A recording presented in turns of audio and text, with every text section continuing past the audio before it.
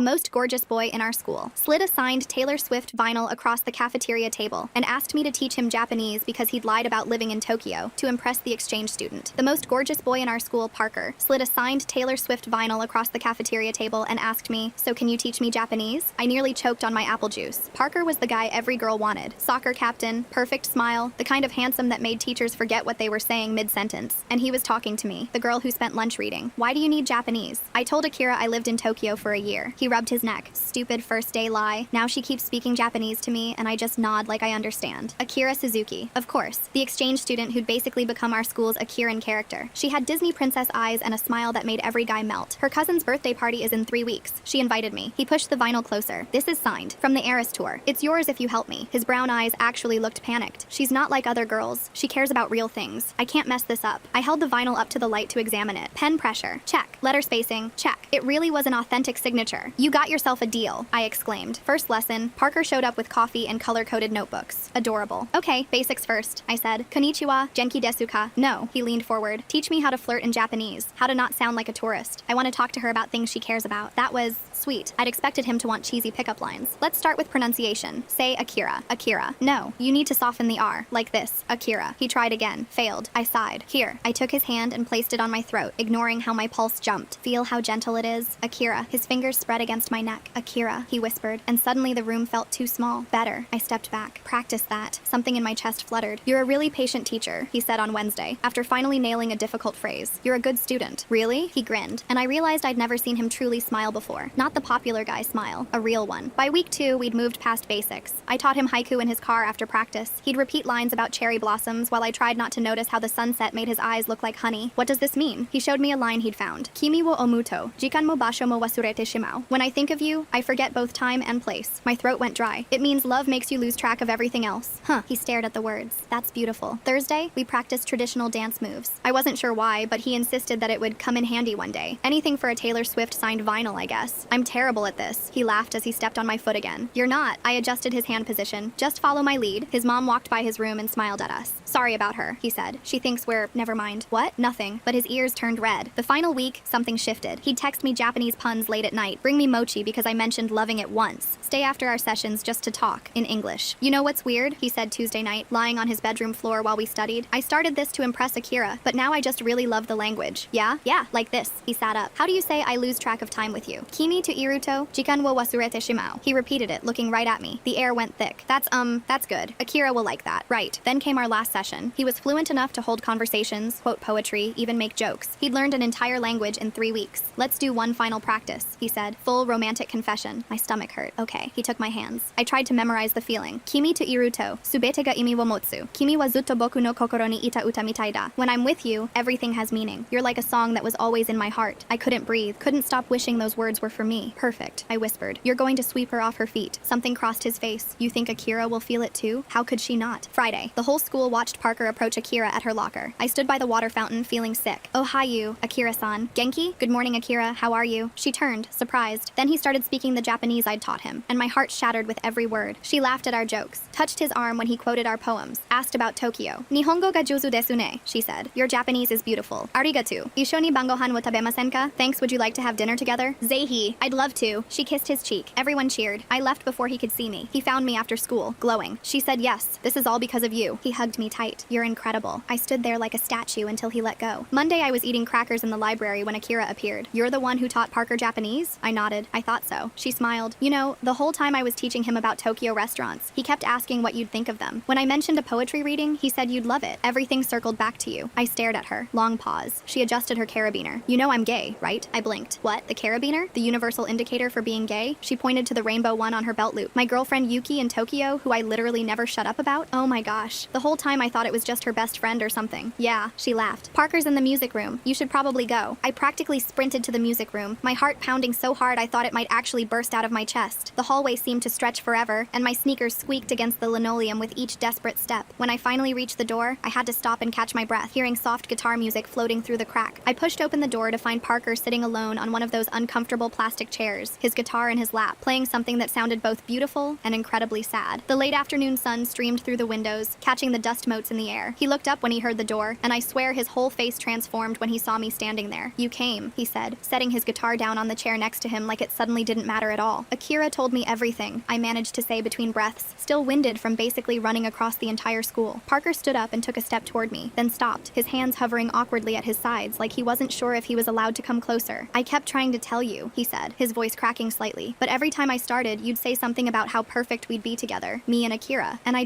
couldn't figure out how to explain that I never wanted her. It was always you. You learned an entire language in 3 weeks, I interrupted, needing him to understand that I finally got it. Nobody does that for someone they barely know. Nobody stays after lessons just to talk. Nobody texts Japanese puns at midnight unless... Parker's ears turned that familiar red, the same shade they'd been during our lessons when I'd adjust his hand position, or lean in close to fix his pronunciation. He ran his hand through his hair, that nervous habit I'd memorized without meaning to. It was never about Akira, he admitted, finally moving closer. I mean, yeah, the stupid lie started it, but after that first lesson with you, God, I just wanted to keep having reasons to see you. You're the only person who looks at me and sees more than just the soccer captain. You see me? I thought I was just your tutor, I said, my voice shaking. I thought I was invisible to you except for those 3 weeks. Parker reached out and took my hand, his fingers warm and familiar from all those pronunciation lessons when I'd guided him through the proper mouth shapes. You were never just anything. You were everything. I've been watching you read during lunch for months, trying to work up the courage to talk to you. Before I could respond, the door burst open and the trumpet kids stumbled in with 2 other band students, all carrying their instrument cases. They froze when they saw us holding hands, and someone's trumpet case hit the floor with a loud metallic crash that echoed through the room. We'll, come back later, the trumpet kid stammered, already backing toward the door. The others followed quickly, whispering excitedly as they practically ran out. I could already hear them in the hallway. Parker and the book girl, holding hands, in the music room. Parker laughed. That real, genuine laugh I'd only heard during our lessons when he'd mess up a phrase so badly it became something inappropriate. Not his popular guy laugh that he used in the hallways. The whole school's going to know about this in approximately 10 minutes, he said, squeezing my hand gently. And you know what? For the first time in my life, I realized I didn't care about being invisible anymore. Let them know, I said, surprising myself with how much I actually meant it. We walked to afternoon classes together, and people definitely stared. Like, full-on stopped in the hallway, dropped their books, stared. Parker kept our fingers interlaced the entire time, and when some of his soccer teammates called out to him from across the hall, he just waved with his free hand without letting go of mine. Yo, Parker! Parker learning an entire language in 3 weeks just to spend time with someone? I wonder what's really going on here. That's some serious dedication for a high school crush. What's going on, man? One of them shouted. Just walking my girlfriend to class, he called back, and I felt my face burn, but also my heart do this weird swooping thing. During chemistry, while my lab partner droned on about molecular structures, my phone buzzed. Parker had texted from his history class. My teacher just asked why I'm smiling so much. I said I finally learned how to say something important in Japanese. She thinks I mean irregular verbs or something. I had to cover my mouth to keep from laughing out loud, earning a confused look from my physics partner. After school, we went to the same coffee shop where he used to bring me mochi during our lessons. The barista, this older woman with purple streaks in her hair, recognized us immediately and smiled knowingly. Together this time? She asked while making our drinks. Together, Parker confirmed, and I loved how proud he sounded. This time, instead of sitting across from each other with textbooks spread between us like a barrier, we sat on the same side of the booth. Parker practiced saying, Kimi ga suki da, I like you, over and over until I was blushing too hard to correct his pronunciation anymore. Teach me how to say something else, he said, playing with my fingers on the table, tracing the lines on my palm like they were hiragana characters he was trying to memorize. I thought for a moment, then taught him, Zuto isho ni itai, I want to be with you forever. He repeated it perfectly on the first try, looking right at me with those honey brown eyes, and I completely forgot we were in public until the barista came by with free cookies for the cute couple. His mom called while we were walking to my house, and I could hear her practically screaming through the phone even though it wasn't on speaker. I knew it, she shouted. I told your father. I said, mark my words, that girl teaching him Japanese is going to be our daughter-in-law. Didn't I say that? Parker's face went bright red. Mom, you're on speaker, he lied, even though she wasn't. Oh, hi, sweetie, she yelled even louder. Come for dinner Sunday. After he hung up, Parker looked mortified. She says she's been waiting for this since she saw us dancing in my room. Apparently, she's been planning our wedding in her head. Dancing was only last week, I pointed out. Yeah, well, she works fast. She's probably already picked out china patterns. At my front door, he seemed nervous again, shifting his weight from foot to foot like he had during our first lesson when he didn't know where to sit. So,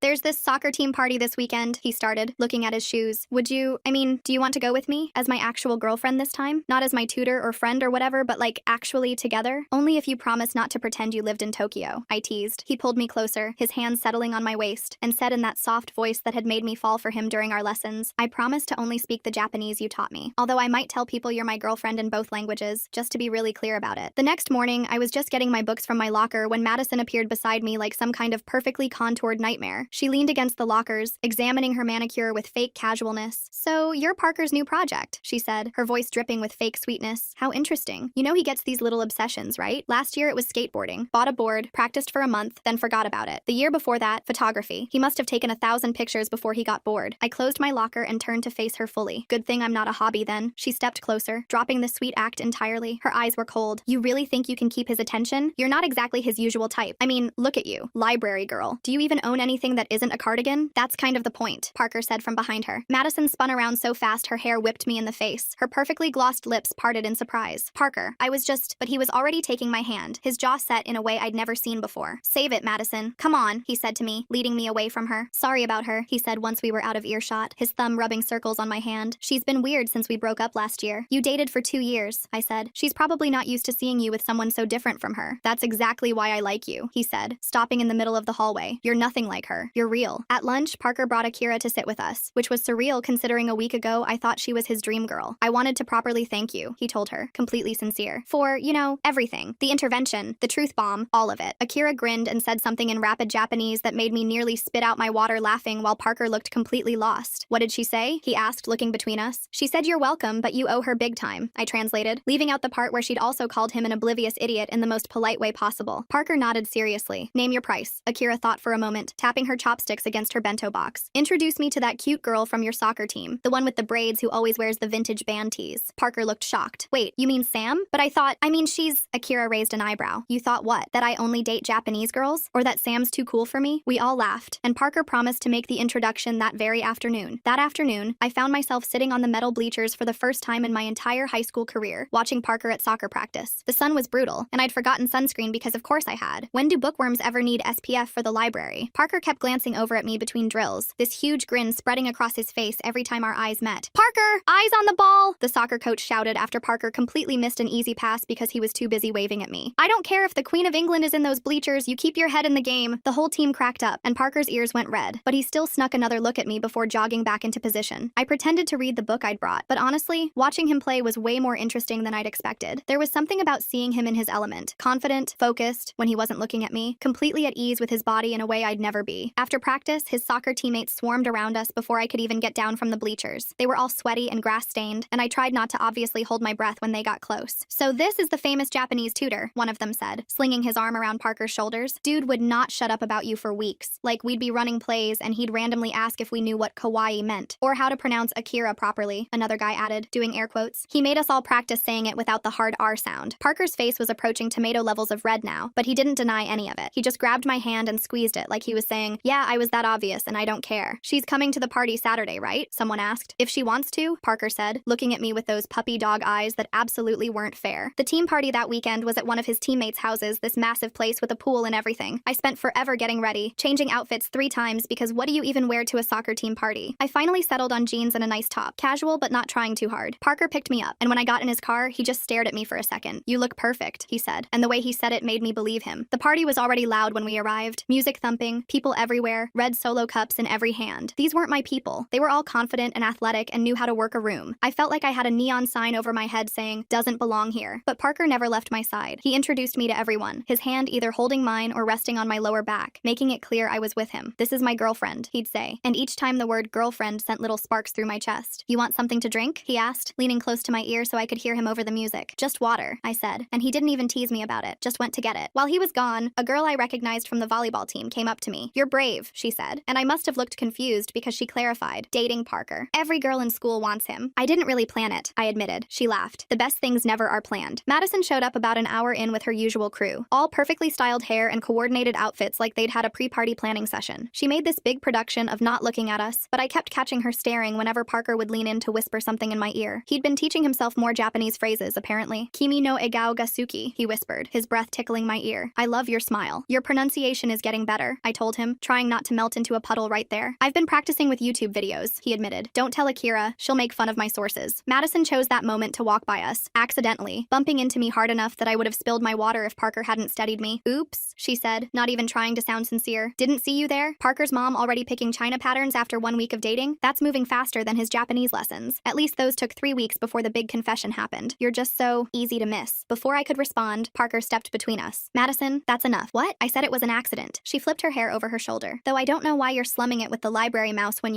I could what? Parker's voice was calm, but there was an edge to it I'd never heard before. Date someone who only cared about my popularity? Someone who spent 2 years trying to change everything about me? The music seemed quieter suddenly, or maybe everyone around us had just stopped talking. Madison's face flushed. I was trying to help you reach your potential. No, you were trying to turn me into your accessory. Parker took my hand. She sees me for who I actually am. That's worth more than all the fake fake crap you cared about. We left right after that. Parker was quiet as we walked to his car, his jaw still tense. "Wanna go somewhere else?" he asked once we were sitting in his car. "I know a place that's actually fun." We ended up at this tiny park near the elementary school, sitting on swings that were definitely too small for us. The moon was bright enough that we didn't need the streetlights to see each other. "Sorry about Madison," he said, dragging his feet in the dirt beneath the swing. "And sorry if the party was too much. I know my friends can be overwhelming." "They were actually nice," I told him, and meant it. "Different from what I expected. They really care about you." Parker stopped swinging and turned to look at me. "You're different from what I expected too. In the best way. What did you expect?" He thought for a moment, kicking at the wood chips under the swing. "I don't know. Someone intimidating, I guess. You always looked so smart and focused when you were reading. Like you were in this whole other world that someone like me couldn't access. Someone like you? You know, dumb jock. Good at kicking a ball, not much else. So you made up an elaborate lie about living in Tokyo?" I couldn't help but laugh. He groaned and covered his face with his hands. It seemed like a good idea for about 5 seconds. Then Akira started speaking actual Japanese to me and I just panicked. Kept nodding like an idiot while having no clue what she was saying. "What did you think would happen?" "I didn't think." He laughed at himself. "I just saw you sitting there with your book and thought, this is it. This is my chance to finally talk to her. And then my mouth just started making words without my brain's permission." "Wait," I said, processing what he'd just said. "Finally talk to me? How long had you been wanting to?" Even in the moonlight, I could see his ears turn red. "Since like October? You were reading this book with a dragon on the cover during lunch and you laughed out loud at something and I wanted to know what was funny. I wanted to know what made you laugh like that. October was 6 months ago." "Yeah, well, you're intimidating. You use words like furthermore in casual conversation. You read books for fun. You're smarter than half the teachers." "I'm not that smart," I protested. "You taught me an entire language in 3 weeks. You learned an entire language in 3 weeks. That's way more impressive." We stayed there swinging and talking until almost midnight, when Parker's mom texted asking if we were okay. Monday morning, there was a note in my locker written entirely in hiragana. Parker's handwriting was absolutely terrible. His characters looked like a kindergartner had drawn them with their non-dominant hand, but I could make out what it said. "Beautiful morning, beautiful girl." It was cheesy, and his woe looked more like a deformed cat than an actual character, but I carefully folded it and put it in my wallet. In English class, we got paired up for a poetry project on metaphysical conceits. Everyone groaned when the teacher announced it, but Parker actually seemed interested. "John Donne's using the compass as a metaphor for separated lovers," Parker said during our discussion, pointing to the line in the poem. "Like, they're two parts of the same tool. Even when one moves away, they're still connected at the center." The teacher actually stopped walking around the room. That's exactly right, Parker. Excellent analysis." Parker looked as surprised as everyone else. After class, he seemed kind of dazed. "See?" I told him as we walked to his next class. "Not just a dumb jock." "I actually really liked that poem," he admitted. "The way Don describes love as this mathematical, precise thing, but also completely beyond logic. It reminded me of trying to explain how I feel about you." I stopped walking. "Did you just compare me to a metaphysical conceit? Is that good or bad?" "It's perfect," I said, and kissed him right there in the hallway, not caring who saw. We developed this whole routine without even discussing it. Parker would walk me to every single class, even when it made him late for his own. We'd eat lunch together every day, sometimes with Akira and Sam, who were now officially dating and disgustingly cute about it. After school, I'd do homework in the bleachers while he was at practice, and he'd drive me home after. It felt natural, like we'd been doing this forever instead of just a couple weeks. One day, Akira brought these Japanese snacks to lunch, weird Kit Kat flavors and something called Pocky that turned into a whole thing. "This is the Pocky game," she explained, sticking one end of the chocolate-covered stick in her mouth. "Sam, you bite the other end, and we eat toward the middle." They demonstrated, ending with a kiss when they met in the middle, and Sam's face went bright red while Akira looked extremely pleased with herself. "Your turn," Akira said, tossing a box to Parker and me. "We're in the cafeteria," I protested. "So?" Parker was already opening the box. "Come on, I want to try." We were absolutely terrible at it. Parker bit too hard and broke the stick immediately. The second try, I started laughing and dropped it. The third time, we actually made it to the middle, and the kiss tasted like chocolate and strawberry. "You two are gross," Sam said, but she was smiling. "This from the girl who just made out with her girlfriend over a snack," Parker shot back. Akira started teaching us both slang that definitely wasn't in any textbook. "This is what people actually say," she insisted, writing down phrases that made us all giggle like middle schoolers. "How do you say Parker's an idiot but he's my idiot?" I asked. Akira thought for a moment, then wrote something down. Parker tried to read it, sounding it out slowly. "Hey," he protested when he figured it out. "That's mean, but accurate," Akira said. "Brutally accurate," Sam agreed. These lunches became my favorite part of the day, just the four of us, laughing and teaching each other random phrases in Japanese, acting like normal teenagers instead of the weird social dynamics that usually ruled the cafeteria. Friday night was dinner at Parker's house. His mom had insisted all week, texting me directly after getting my number from Parker's phone. "She's been planning this menu for days," Parker warned me as we pulled into his driveway. "I'm really sorry in advance for whatever happens." His mom opened the door before we even got to it. Finally! I've been dying to properly meet the girl who got Parker to actually study something. Dinner was an experience. Parker's dad had apparently prepared a PowerPoint presentation of Parker's baby photos, which he displayed on the TV while we ate. "This is Parker's first day of kindergarten," his dad narrated, clicking to a photo of tiny Parker in a Superman cape. "He insisted on wearing the cape every day until November." "Dad, please," Parker groaned, covering his face. "Oh, and this one," his mom grabbed the remote. "This is when he decided he was going to marry his second grade teacher." "I was 7, Parker protested. "You wrote her a love poem," his dad added helpfully, in crayon. It said, "Rose Roses are red, violets are blue. You're pretty and nice. Can I marry you? I was trying so hard not to laugh that my sides hurt. Parker looked like he wanted the floor to swallow him whole. You know what? His mom said, studying me. You're exactly what I pictured when Parker talked about his Japanese tutor. Smart, pretty, and patient enough to deal with this one. She ruffled Parker's hair affectionately. Mom, Parker whined, but he was smiling. After dinner, while his parents did dishes, they insisted we shouldn't help. Parker showed me his room properly for the first time. I'd been there during our lessons, but I'd been too focused on teaching to really look around. There was a whole stack of Japanese learning books on his desk that he definitely hadn't mentioned during our lessons. Japanese for dummies, manga for language learning, even a kid's workbook with cartoon characters. Have you been studying on your own this whole time? I asked, flipping through one of the books that had notes in his handwriting in the margins. Parker rubbed the back of his neck. Maybe. I wanted to impress you. Like, what if you said something in Japanese and I could actually respond correctly? I thought you'd think I was smart. I already think you're smart. Now you do. But before, he sat on his bed looking at his hands. I know what people think of me. Pretty face, good at sports, probably peaked in high school. I wanted you to see something more. I sat next to him, taking his hand. I do see more. I see someone who learned a language in 3 weeks, who understands poetry better than he thinks, who's kind and funny and way smarter than he gives himself credit for. He squeezed my hand. When you say it, I almost believe it. Believe it, I said, and meant it. The next week, Madison tried one more desperate play. I was at my locker between classes when I heard her voice behind me, loud enough for the whole hallway to hear. I just think it's so interesting, she was saying to her friends, though clearly performing for everyone within earshot. How some people suddenly become popular just by dating the right person. How did Parker know about metaphysical conceits when everyone thinks he's just into sports? The way he understood that compass metaphor makes me wonder what else he reads when nobody's watching. Does he secretly love poetry? Like, where was she 3 months ago? Oh right, sitting alone in the library. I turned around slowly, and the hallway seemed to hold its breath. Madison stood there with her perfectly coordinated crew, all matching expressions of fake concern. You're right, Madison, I said, surprised by how steady my voice was. 3 months ago, I was reading in the library, and Parker was watching me from across the cafeteria, too nervous to talk to me. Which one of us really changed? Her mouth opened and closed like a fish. Someone actually laughed. I think it was one of her own friends. He only noticed you because of Akira, she snapped, grasping for something. Anything. Actually, yeah. Parker's voice came from behind her, and she whirled around. He was standing there with some of his soccer teammates, and they all looked thoroughly entertained. Akira's the reason I finally had an excuse to talk to her. I should send her a thank you card. This is pathetic, one of Madison's friends muttered, tugging on her arm. Let's go. As they walked away, I heard another one whisper, God, Madison, just let it go already. That was the last time she tried anything. After that, she just pretended we didn't exist, which honestly was perfect. Friday afternoon, the spring dance got announced over the intercom during last period. The theme was Enchanted Garden, which sounded exactly as cheesy as you'd expect, but everyone got excited anyway. $20 says Parker asks you with some elaborate Japanese sign, Akira said as we walked out of class. He wouldn't, I said, but I was already wondering what he might do. Monday morning, I walked into the cafeteria to find Parker standing on one of the tables holding a poster board sign. The entire room was watching. The sign had dance, written in English, and below it in carefully drawn hiragana characters. Yishuni yongrimasenka? Won't you dance with me? His handwriting had improved so much since that first note in my locker. The characters were actually legible this time. Get down from there before you fall, I called out, but I was smiling so hard my face hurt. He jumped down and walked over with the sign. Is that a yes? How long did it take you to write those characters? I asked, running my finger over the hiragana. Like 3 hours. I kept messing up the last one. Yes, I said. Obviously, yes. The cafeteria erupted in a mix of cheers and groans, probably from people who'd bet against him doing something this public. Parker picked me up and spun me around, which should have been mortifying but somehow wasn't. That weekend, dress shopping turned into an unexpected group thing. Akira texted me Saturday morning. Sam and I are going dress shopping. You're coming. Not a request. I met them at the mall, where Sam was already holding about 15 dresses, and Akira was judging each one with intense concentration. Too pink, Akira declared about one. Too many ruffles, about another. You realize I'm the one wearing it, right? Sam said, but she was grinning. Yes, and I'm the one who has to look at you all night, so I get input. We spent 4 hours trying on everything. Sam ended up with this gorgeous emerald dress that made her eyes pop. Akira chose a sleek black number that was somehow both elegant and slightly dangerous. I found a deep blue dress that actually made me feel pretty, instead of like I was playing dress up. Parker's going to die when he sees you in that, Sam said as I spun in front of the mirror. In a good way? In the best way. While we were at the food court afterward, sharing a giant pretzel, Sam said something that surprised me. You know, I never really got Parker before. Like, he was just this popular guy who was good at soccer. But seeing him with you, he's actually kind of a dork, isn't he? The biggest dork, I confirmed. He made flashcards for Japanese vegetables last week. Vegetables, Sam. Who needs to know how to say eggplant in Japanese? Nasu, Akira supplied helpfully. See? Now I know it too. He's corrupting all of us with his vegetable knowledge. We were all laughing when my phone buzzed. Parker had sent a photo of himself at the formal wear store, wearing a bow tie that matched my dress perfectly. How does he know what color your dress is? Sam asked. I may have sent him a picture, I admitted. You two are disgusting, Sam said, but she immediately added, Akira, we need to go back. I need to find a tie that matches my dress for you. I don't wear ties, Akira protested. You do now. The week before the dance, Parker and I were at lunch when he said, my mom wants to know if your parents want to come over for pre-dance photos. My mom will probably cry, I warned him. She cries at everything. She cried at a commercial about paper towels last week. My mom's already bought 3 boxes of tissues, so they'll get along great. The day of the dance, I spent approximately 17 hours getting ready. Okay, 3, but it felt like 17. My mom did indeed cry when she saw me in the dress. You look so grown up, she sniffled. When did you become this beautiful young woman? Mom, please, save some tears for the actual photos. Parker showed up right on time, looking absolutely perfect in his suit with the matching bow tie. His mom immediately started taking pictures before we even said hello. Mrs. Chen, let them at least get in the door, Parker's dad said, but he was already pulling out his phone too. Our parents had apparently coordinated, because my dad had set up this whole photo area in our living room with good lighting and everything. We took approximately 8 million photos. Us alone, us with each parent, us with both sets of parents, candids of us laughing at how ridiculous this all was. One more, Parker's mom kept saying. Just one more. Finally, Parker's dad physically removed the camera from her hands. They're going to miss the actual dance at this rate. In the car, Parker let out a huge breath. I thought that would never end. Your boutonniere is crooked from all the hugging, I said, reaching over to fix it. Your hair still looks perfect though. How is that possible after my mom's death grip hugs? So much hairspray. Like an environmentally irresponsible amount. The dance itself was exactly as cheesy as expected. The gym was covered in fake vines and paper flowers, with twinkling lights everywhere. It looked like a craft store had exploded, but in a weirdly magical way. It's so tacky, Akira said when we found her and Sam by the punch bowl. I love it. Sam was wearing the tie Akira had picked out, and they looked ridiculously good together. We're going to win best dressed couple for sure, Sam said. There's no such award, I pointed out. There should be. When the music started, Parker immediately pulled me onto the dance floor, even though it was a fast song. We're slow dancing to this? I asked as he put his arms around my waist. We're slow dancing to everything. I don't know how to fast dance. You're literally an athlete. Different kind of coordination. So we swayed to everything. Pop songs, hip-hop, even the one random country song that somehow made it onto the playlist. Other couples danced around us doing actual moves, but we just stayed in our little bubble. Halfway through the night, Parker leaned down and whispered in Japanese, Kimi to Odoru no Gasuki. I love dancing with you. Your pronunciation is getting really good, I told him. I've been practicing with YouTube videos. Don't tell Akira. Your secret's safe. During a break between songs, they announced the silly superlative awards they'd voted on weeks ago. Parker and I weren't expecting anything, so when they called out, couple most likely to confuse everyone, we just looked at each other and burst out laughing. I mean, they're not wrong, Parker said as we went up to accept the cheap plastic trophy. It was this ridiculous thing with 2 question marks on top instead of people. We're keeping this forever, I declared, holding it up like it was an Oscar. Obviously, it's going on my college bookshelf. After the dance, we ended up at a 24-hour drive-thru in our formal wear, eating fries in Parker's car while still wearing our fancy clothes. My feet were killing me, so I'd taken off my heels and had my legs tucked under me. 3 months ago, I couldn't even talk to you, Parker said, stealing one of my fries. I used to practice conversations in my head. Like, what would I say if you randomly started talking to me? They were all terrible, by the way. What kind of terrible? Like, hey, I notice you like books. I also know how to read. That level of terrible. I almost choked on a fry from laughing. That's worse than pretending you lived in Tokyo, right? At least the Tokyo thing got your attention. You already had my attention, I admitted. I just thought you didn't know I existed. How could I not know you existed? You're the girl who laughed out loud at a book about dragons. You use words like furthermore in casual conversation. You color code your notes. You're impossible to miss. We stayed in that parking lot until almost 2 a.m., just talking and sharing fries and listening to music. Parker had made a playlist of Japanese songs Akira had recommended, and we tried to translate the lyrics with my phone. This one's definitely about food, he said about one song. It's about heartbreak, Parker. Then why does he keep saying oishi? That's itoshi, beloved, not oishi, delicious. Japanese is hard. You literally learned it in 3 weeks. I learned it badly in 3 weeks. There's a difference. As summer got closer, we started making all these plans. Parker wanted to teach me to play volleyball at the beach, which seemed optimistic considering my coordination. I wanted to introduce him to Studio Ghibli movies, which he'd never seen despite studying Japanese. We should do a marathon, I suggested one day at lunch. All the movies, subtitles only. I'll bring the snacks, Parker offered. I know how to say popcorn in Japanese now. Parker's mom buying 3 boxes of tissues before even meeting them feels oddly specific. What made her so sure she'd need that many? The way Madison's own friends turned on her makes me wonder what they really thought of her all along. It's popcorn. That's just popcorn with a Japanese accent. Still counts. On the last day of school, everyone was signing yearbooks in that frantic way where you're trying to write something meaningful, but also quick because 20 other people are waiting. Parker handed me his yearbook with this serious expression. Write something good, he said, like something I'll want to read in 10 years. I thought about it for a long moment, then wrote, Parker, thank you for the worst lie ever told in our cafeteria. Thank you for learning a language just to spend time with me. Thank you for seeing me when I thought I was invisible. But mostly, thank you for being brave enough to be terrible at Japanese. You changed everything. Your sensei and girlfriend. When I handed it back, he read it immediately, which you're not supposed to do, and his ears went red. Your turn, he said, giving me my yearbook. What he wrote took up an entire page. It was this mix of English and Japanese, talking about how I'd changed his life by seeing more in him than just a popular athlete. At the bottom, he'd written in carefully drawn characters, "You are my light." Did Akira teach you that? I asked, definitely not tearing up. Actually, no. I looked that one up myself. Took me like an hour to write it properly. That evening, we ended up at the park where we'd had our first real conversation after the party. It had become our spot, the place we went when we wanted to be alone and just talk. Parker had brought one of his Japanese manga books, and we sat on the swings trying to read it together. This character's using really informal speech, he pointed out, proud of himself for noticing. That's because he's talking to his friend. I knew that, he lied, and I nudged him with my shoulder. We should do something next year, he said suddenly. Like start a tutoring program or something. Help other kids learn languages. Only if you promise not to tell them you lived in Tokyo, I said. He laughed. Deal, but I'm definitely telling them the real story, which is that I learned an entire language just to spend time with the smartest, most beautiful girl in school, and it was completely worth it. The sun was setting, painting everything golden, and Parker said something in Japanese that I didn't recognize. What does that mean? I asked. Kimi wa boku no taiyu da, he repeated slowly. Akira taught me that one. It means, you are my son. His accent was still a little off on the taiyu part. He put too much emphasis on the first syllable, but the meaning was perfect. Absolutely perfect. And sitting there on those swings, with the sunset, and the boy who learned a language for me, I thought about how different everything was from 3 months ago. How a terrible lie had turned into the most honest thing in my life. How being seen, really seen by someone could change everything. Hey, Parker said, breaking into my thoughts. What are you thinking about? Just this, I said, gesturing to everything and nothing. Us. How weird and perfect it all is. The best things usually are weird, he said, reaching over to take my hand across the space between the swings. And he was right. We were weird. The soccer captain and the library girl, brought together by a fake story about Tokyo and a signed Taylor Swift vinyl. But somehow, in all that weirdness, we'd found something real, something worth keeping. Something that would last way longer than high school, way longer than summer, way longer than either of us had imagined when this whole thing started with Parker sliding that vinyl across the cafeteria table. Turns out the best love stories start with the worst lies. Who knew? Talk about sticking the landing. Been playing word detective with you fine folks this whole time. And honestly, your company made it. Catch you next time. And like the video, it helps more than you think.